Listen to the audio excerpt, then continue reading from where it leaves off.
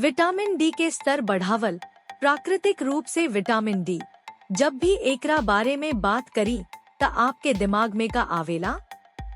ई आपके हड्डी के स्वास्थ्य खाती जरूरी बा ना, लेकिन ई आपके हड्डी के स्वस्थ राखे से ज्यादा बा। शोधकर्ता के कहनाम बा कि विटामिन डी स्वस्थ दिमाग, दिल, प्रजनन प्रणाली अवुरी प्रतिरक्षा प्रणाली खाती जरूरी बा। त रवा प्राकृतिक रूप से आपन विटामिन डी के स्तर कैसे बढ़ा सकतानी? विटामिन डी के स्तर के प्राकृतिक रूप से बढ़ावे के कई तरीका दिहल गईल बा। पहला, सबसे प्राकृतिक आ कम रेटिंग वाला स्रोत सूरज के रोशनी हवे। हमनी के त्वचा में कोलेस्ट्रॉल होखेला जवन की यूवीबी सूरज के किरण के संपर्क में आवे पर विटामिन डी बनावेला। ऐसे सवेरे 11 बजे तक कम से कम 30 से 40 मिनट तक सूरज के रोशनी में रहल जरूरी बा। एकरा बाद समुद्री भोजन आ वसायुक्त मछली जैसे कि टूना, सामन, झींगा, सीपा, मैकेरल बा।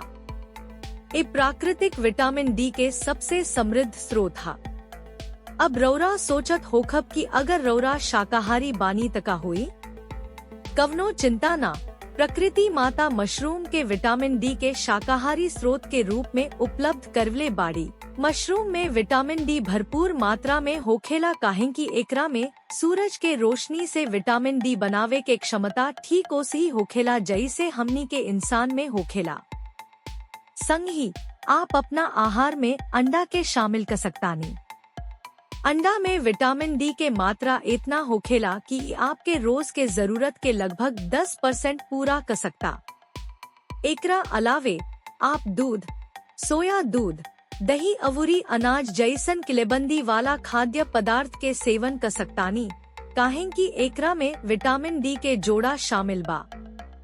यहाँ तक कि विटामिन डी के पूरक के सेवन भी मददगार हो सकता यदि आप अपना आहार के स्रोत से पर्याप्त विटामिन डी नहीं ले पावत।